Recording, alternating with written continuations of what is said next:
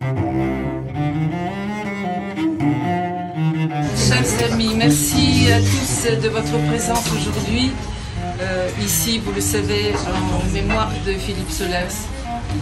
Certains d'entre vous lui ont rendu déjà hommage dans les médias lorsqu'il nous a quittés il y a déjà très exactement un an. Un moment difficile à passer et important de vivre ensemble, en tout cas pour moi et je sais que pour beaucoup d'entre vous aussi. D'autres ont trouvé des mots justes pour saluer sa deuxième vie et je les remercie de tout cœur. C'est très difficile de parler après ce livre qui est une vie. Ça a été fait et vous tous, ceux qui ont écrit, l'ont fait de manière musicalement juste. Un Solers inconnu ou méconnu se révèle désormais dans cette fugue méditative qu'est ce dernier livre et qui vient d'être publié par les soins des éditions Gallimard, que je remercie très sincèrement, surtout Antoine Gallimard, bien sûr, de son amitié et tous ceux qui travaillent avec lui et qui sont présents aujourd'hui, et de sa fidélité, qu'ils ne se sont pas démentis depuis 40 ans. Malgré les passions évidemment qui agitent le monde de l'édition et que nous connaissons tous. C'est grâce à toi Antoine, je ne sais pas où il est, que ce roman vivant par anticipation une vie après la mort, eh bien il obtient déjà une existence dans ce que Philippe appelait la société finale dont nous faisons partie, et que cette vie défie. Il obtient, ce livre, une existence réelle. La deuxième vie est ici, nous y sommes, nous en sommes. Voici donc Solers vivace qui nous accueille ce soir et qui n'a pas fini de nous surprendre, de nous éclairer, de nous soutenir. Sa pensée, toujours alerte, mais plus que jamais ici, acerbe parfois, trame cette deuxième vie avec des éclairs de langage français, faisant toujours un signe vers Eros et le rire. Solers pense en ce qu'il appelle instant de roman. Et il nous insuffle ce qui reste de ce que je perçois personnellement comme une ardeur européenne, à savoir la singularisation de la finitude humaine. Singularisation, c'est-à-dire que la vérité n'est pas une idée, une matière, mais un démonstratif personnel. Cet homme-ci, cette femme-là. Et ici, dans ce livre, la singularité de la finitude, ou comme il l'écrit, pas la mort, mais ma mort. Dès une curieuse solitude, vous vous souvenez sans doute, certains qui ont mon âge, le livre date de 1958, Philippe n'a que 21 ans, il écrit qu'il pratique l'écriture comme une préparation au néant, éprouvant sa propre mort. Et il entend le néant comme le participe présent du verbe naître, de la naissance, non pas N''être, mais naître de la naissance.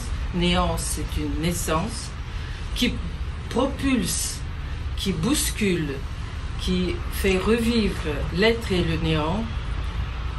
Et ceci se fait en vibrant dans l'ironie. Je ne vais pas déplacer votre attention sur le livre avec mes commentaires et je me permettrai d'y aller plus loin grâce à l'IMEC qui organise un événement le 13 juin concernant l'accueil du fonds d'archives de Philippe par l'IMEC. Nous pouvons continuer à parler de notre façon de le lire si vous voulez bien. Aujourd'hui, je voudrais que vous me permettiez un aveu. Le deuil est une épreuve inexprimable. Beaucoup d'entre nous le savent. Fatigue et épuisement s'ensuivent sans répit. En m'immergeant dans la deuxième vie pour la petite postface que j'ai faite, j'ai ouvert, ou en tout cas j'ai essayé d'ouvrir le livre à l'ensemble de l'œuvre qui la précède, pour constater combien cette deuxième vie est là dès le début. Précieux ajustement de la pulsion de mort. Je parlais de Néant et vous avez vu comment il y va directement. Ajustement de la pulsion de mort comme ce à quoi l'écriture est adossée, avec la sublimation, quand il va faire des orchestrations qui embrassent toute l'écriture européenne et aussi d'autres, en commençant par la Chine, la Grèce, bien sûr.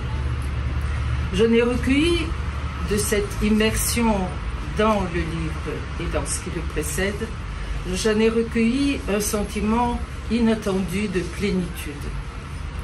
Une plénitude qui ne remplace pas la solitude épuisante dans l'éprouvé de la mort, mais les supporte et les accompagne d'une surprenante vivacité. Cela m'a donné une manière de deuxième vie, à moi aussi en effet.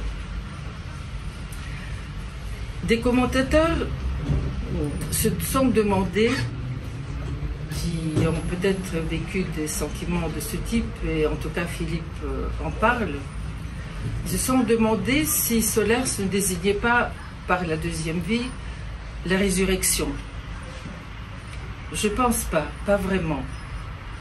La résurrection est triomphale, trop triomphale, tandis que ce néant propulseur, à la manière de Solers, fait entendre dans la deuxième vie la poignante dignité de l'arrachement. S'arracher aux normes, aux identités, aux fonctions sexuelles ou sociales en tout genre. S'arracher à la vie, s'arracher aussi à la mort. Notre fils David m'a surprise en lançant récemment un néologisme. Il m'a dit « Papa, c'est démourir ». Pas résurrection, mais démourir.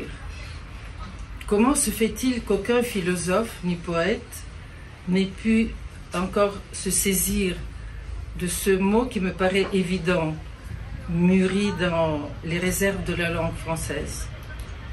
Démourir ne serait-il pas le nerf physique et métaphysique d'une vie, d'une civilisation qui dure et qui durera, qui ne se laissera pas mourir? Démourir, le secret et peut-être l'acmé de notre survivance. Qu'on ne prononce pas ici le mot de mystique, prévient Philippe dans l'intermédiaire après la guerre d'Algérie. Je me permets maintenant de vous ramener à notre présence ici, avec la deuxième vie, mais toujours là, avec les proches qui m'accompagnent dans cette deuxième vie, comme Georgie et Sophie, mais aussi Valérie Solvi, Gilbert, je ne peux pas les signaler tous. Nous avons pensé que la meilleure façon de nous faire partager cette deuxième vie aujourd'hui serait de la faire résonner en ce lieu que Philippe a souvent habité, qu'il a abrité en accueillant Philippe, ses amis, en nous accueillant. Merci à la closerie, à sa direction, je crois que j'ai vu Miroslav quelque part au fond de la salle, à ses personnels de leur délicatesse continue. Pauline Jambé annonçait dans l'invitation qu'il devait lire les textes, ayant eu un empêchement de dernière minute dont elle m'a pris de l'excuser, j'ai demandé à Philippe Forest, intime connaisseur de l'univers solersien, de lire quelques pages de la deuxième vie. Vous avez bien voulu accepter cette mission, cher Philippe, et je vous en remercie très amicalement. auteur de nombreux romans et essais que vous connaissez, chers amis. Philippe Forest a consacré aussi un livre à Philippe Solers. Philippe Solers au seuil de 92, suivi de l'histoire de Tel Quel au seuil de 95 et de Tel Quel à l'infini aux éditions Cécile Defaux de 2006. Je vous demande de l'applaudir et je vous laisse la place.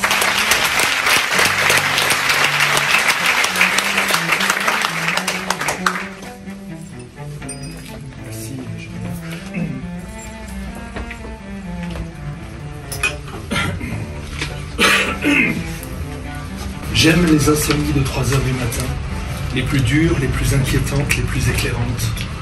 C'est tout de suite, en sursaut, le choix entre la vie et la mort. Il faut vite saisir la vie malgré ses brûlures, car la mort est trop longue et désespérément ennuyeuse. La mort est une condamnation éternelle à l'ennui.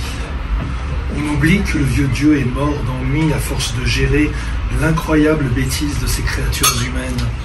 Le nouveau Dieu n'a rien d'humain et choisit ses croyants par révélation personnelle en leur offrant par là même une deuxième vie. Ces révélations se font soit par illumination soudaine, soit à travers des expériences multiples, dont la maladie. Le nouveau Dieu guérit, il prévient, il sauve, il est là quand on ne l'attend pas, inutile de l'appeler, il ne répond pas, il peut surgir d'un rayon de soleil ou d'un léger coup de vent. Grâce à lui, je sais que ma deuxième vie fonctionne. Le vieux Dieu apparaît d'une seconde mort après un jugement dernier à tout casser, spécial hollywoodien comme il sait le faire. Les morts, une fois ressuscités, sont jugés pour l'éternité. Les uns vont dans le feu, les autres dans une ville céleste. L'embêtant, c'est que la notion de jugement s'est perdue dans le temps. Les bons peuvent continuer à être bons, les méchants peuvent rester méchants sans sanction. Cela indigne bruyamment les indignés de service. J'ai toujours été protégé par des femmes, des fausses femmes. J'ai leurs mains sur moi, je peux dormir tranquille.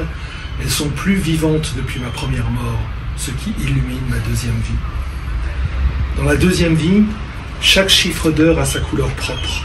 Le 3 est noir, le 4 est rouge, le 5 est gris, le 6 bleu foncé, le 7 bleu clair, le 8 blanc, le 9 vert. La petite horloge des toilettes me renseigne sur ces couleurs, pendant que la trotteuse rouge avale les secondes, les minutes et les heures. J'aime plus que tout quand les aiguilles noires marquent 4h moins 20. Je sais qu'il faudra redormir à travers 5h moins 5, vers 6h30, et de là, vers 8h, le blanc du réveil. Dans la deuxième vie, tout est double et se répète indéfiniment. Les éléments négatifs sont éliminés, et chaque moment est perçu instantanément pour la deuxième fois. Le caractère le plus inattendu de l'éternité est donc la vivacité. C'est d'un vif mouvement que la mer se mêle au soleil. J'ai depuis longtemps mes pilules de vivacité, flacons spécial, maintenues à basse température. Une ou deux selon les jours et l'effet d'éternité est immédiat. Mon fournisseur, un ami chimiste, vit en Suisse et travaille pour des laboratoires pharmaceutiques plus ou moins clandestins. Il aime ce que j'écris, achète certains de mes manuscrits et a décidé de me maintenir en forme. Ces petits comprimés blancs sont responsables de beaucoup de mes aventures et des pages qui les racontent. Je les regarde avec gratitude. Les êtres humains passent trop de temps en psychologie et sont très ignorants en chimie. En principe, ce genre de produit coûte très cher, mais pour moi, c'est gratuit. Théo, mon ami chimiste, dont je suis l'expérimentateur principal, pense que moi aussi j'ai fait des progrès. Style plus resserré, scène plus audacieuse. À force d'intervenir indirectement dans mon cerveau, je crois qu'il a pensé de temps en temps qu'il était le co-auteur de mes livres. De même que 3 ou 4 femmes, avec qui j'ai eu autrefois des relations physiques, se sont crues co-autrices de mes romans. La première vie est contradictoire, la deuxième nucléaire, à cause de l'atomisation du temps. La première vie est très romanesque, elle a des milliers de choses à raconter. La deuxième vie se tait, elle a appris que la pensée est un acte. Le migrant se souvient de sa première mort, il pense à son geste envoyé de la main droite vers la Vierge Marie qui, comme chacun sait, soutient dans la première vie les aventuriers. Il est enchanté par l'idée qu'une deuxième vie était sans cesse possible et ne pouvait évidemment pas venir de la société qui n'était plus désormais, après la consommation puis le spectacle, qu'un ensemble d'agrégats massifs d'illusions. La révélation la plus positive de la deuxième vie consiste à percevoir de façon la plus éblouie l'ajustement du monde. Tout est différent, mais tout se tient au millimètre près dans un emboîtage parfait. L'ancien Dieu aura été un prodigieux ajusteur. La première vie évoque souvent la deuxième, soit par de grands silences solennels, soit par des éclairs d'une rare intensité. Le deuxiémiste parle avec une jeune amie, mais ce qui apparaît sous ses yeux est un futur et gracieux squelette. Une autre fois, c'est bien lui qui allume une cigarette en plein soleil, au bord de la tombe dont il vient de sortir, pendant qu'une touriste lui demande s'il est le jardinier du cimetière. Si j'en crois la théologie, j'ai droit, après ma résurrection, à un corps glorieux dont je connais les principaux caractères. Impassibilité, clarté, agilité et subtilité. J'ai beaucoup travaillé sur l'impassibilité dans ma première vie, à cause de la maladie. La clarté me paraît naturelle, l'agilité est ma spécialité, la subtilité me permet de traverser sans effort toutes les matières dures et brûlantes. Je n'ai pas été un bon saint lors de ma première vie, mais j'en suis un très convenable dans ma deuxième. La jouissance du corps glorieux est continuelle. On peut la déclencher, on peut l'arrêter. Si vous la déclenchez, vous aurez intérêt à baisser rapidement sa vibration sans réponse.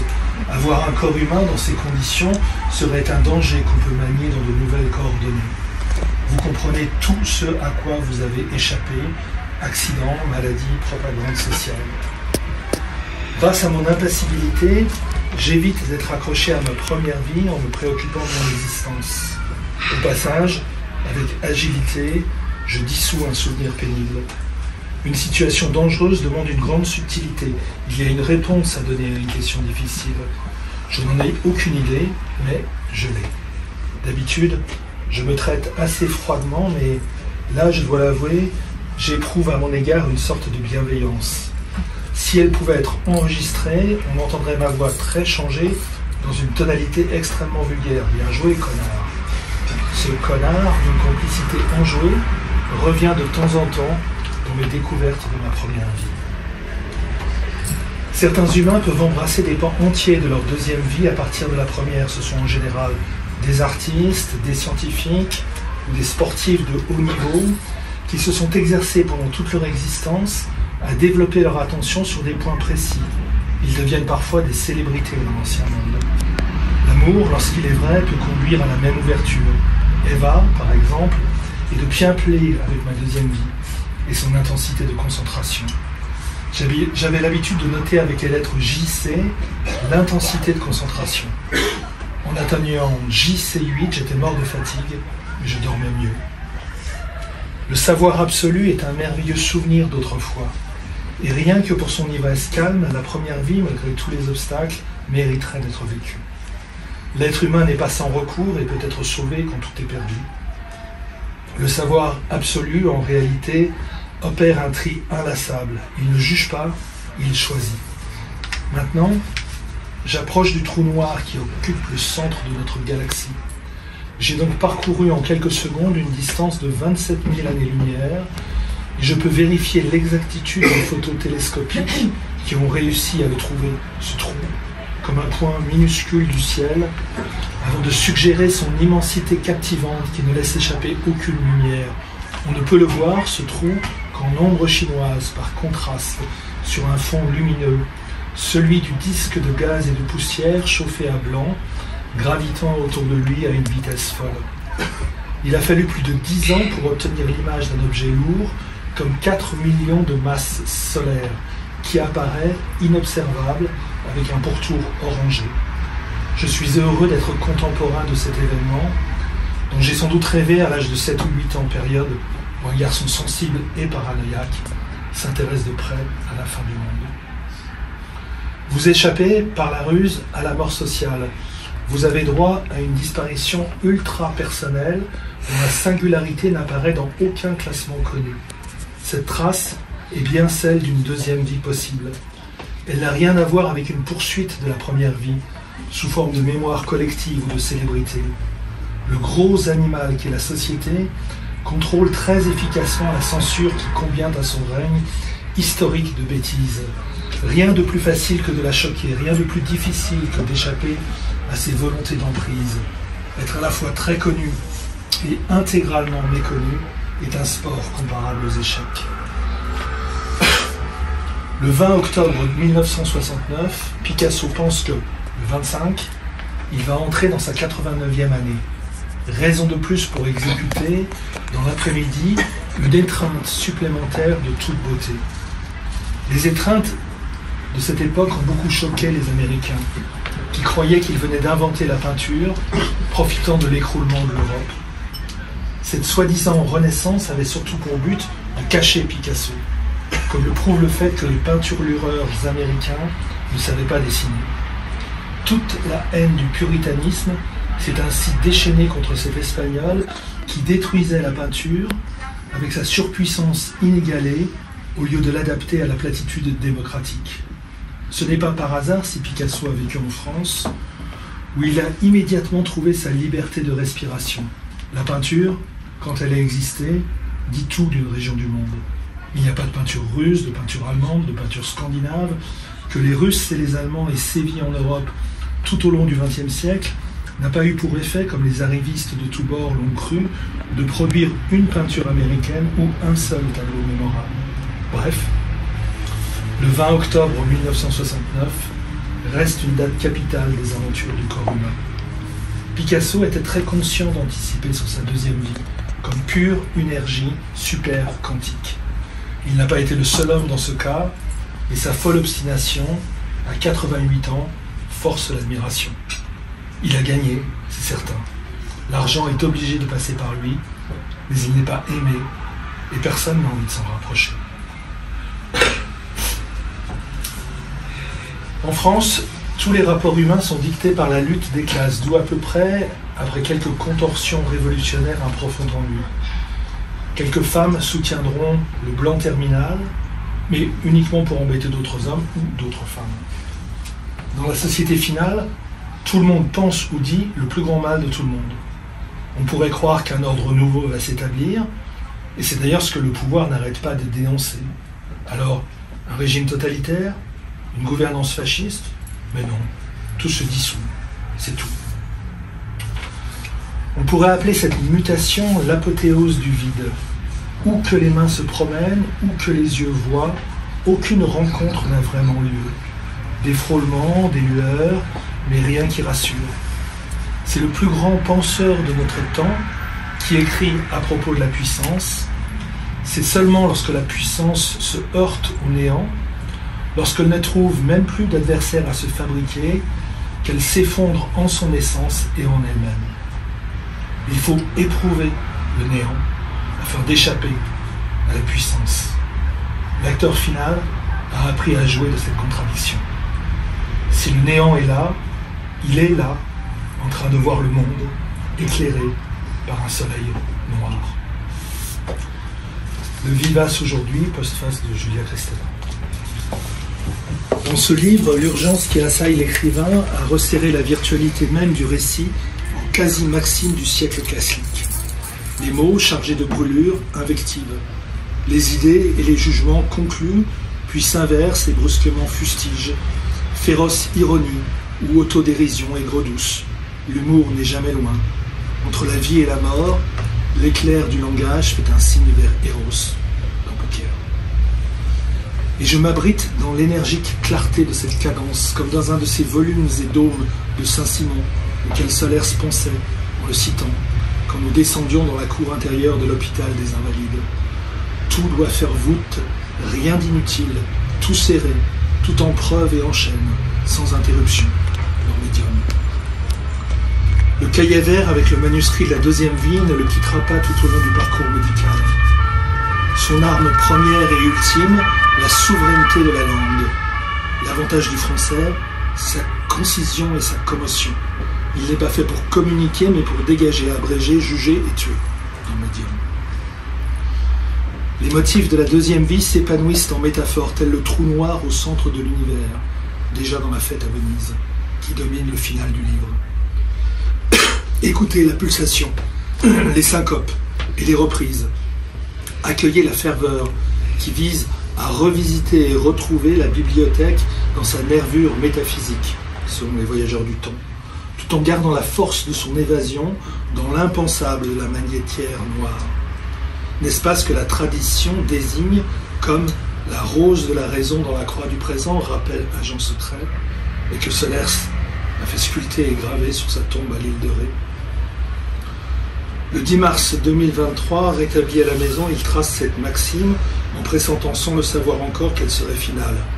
Si le néant est là, il est là, en train de voir le monde éclairé par un soleil noir.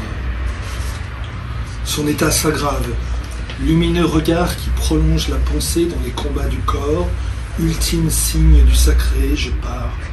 L'iris marron s'assombrit, presque outre noir, comme dans la toujours présente étreinte. Le blanc de l'œil disparaît, rien que l'irruption d'une énergie noire, inhumaine, étreinte absolue. Je m'entends dire avec toi. Philippe se tourne vers le cahier, sa voix frémit, c'est tout, c'est bien, on part, je confirme, on part. Plus tard, j'ai retrouvé cet accord, déjà scellé dans l'étoile des amants. Singulière capacité d'amour, humour, la deuxième vie du cœur absolu et du portrait du joueur, aime à penser et dépenser. Elle aime à se penser et se dépenser. Indéfectible offrande qui recueillit le monde comme un poème. À l'hôpital, Solers a demandé à relire la traduction par Jacqueline Risset au chant 33 du paradis de Dante, hymne à l'amour qui meut le soleil et les autres étoiles. Pendant que la société finale détruit son écosystème et que la superfluité de la vie humaine est plus que jamais d'actualité, la deuxième vie relance une des découvertes irremplaçables de l'Occident qui réside dans la singularisation de la finitude. Pas la mort, mais ma mort. Singularité gravitationnelle, écrivent nombre. Mélancolie et masochisme traversés, elle se transmue en libre créativité. Si la technique, l'intelligence artificielle, déréalise la mort au fur et à mesure qu'elle épargne la souffrance de mourir, serons-nous encore capables de penser notre mort, d'aimer à penser? La deuxième vie, dans son inachèvement même, n'a pas fini de soulever cette question, la question. Et en effet, un jour je serai mort et pas mort, et quelqu'un aura l'œil ouvert sur ces pages, et il s'apercevra lentement, et puis tout à coup brusquement, que toutes les lettres ici sont des yeux qu'il a sous les yeux, une constellation de milliers de millions d'yeux lumineux, joyeux, lesquels ne sont l'écho un instant visible de milliers de millions d'intonations, d'accentuations, évoquant la distraction, la soustraction, l'intégration, l'interaction, l'infraction, la régulation. Nous ne sommes pas dans l'hébreu, l'arabe, le maya plumeux, le chinois. Fermez les yeux, oubliez les lettres, écoutez le son sans ces lettres notables, quand même oui modifiables, enfin navigables, courageux.